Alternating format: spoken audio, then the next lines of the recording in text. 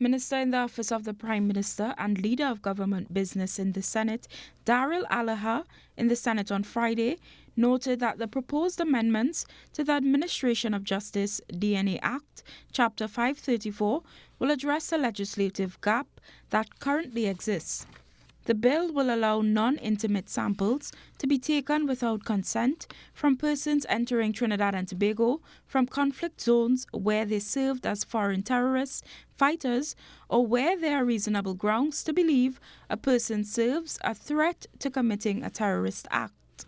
The Anti-Terrorism Act, in our respectful view, and others, do not adequately address the issue of repatriation of citizens from conflict zones or areas which that may be declared geographically as zones where terrorist acts have occurred or are occurring as we speak.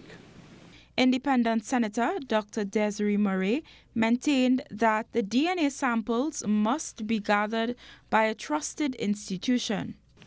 There's a central tension that this bill must confront.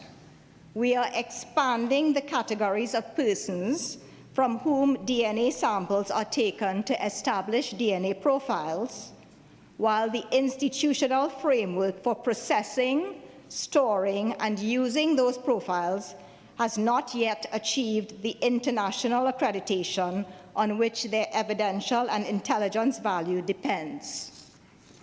Mr. President, accreditation must be obtained before the expanded powers of this bill are relied upon in any serious prosecution.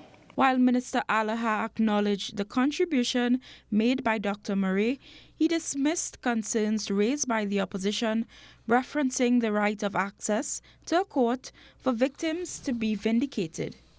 If you look at the case of Agent McLeod, you look at all these other cases that talk about protection of the law. Protection of the law includes the right of access to a court for the vindication of your rights. The bill was passed with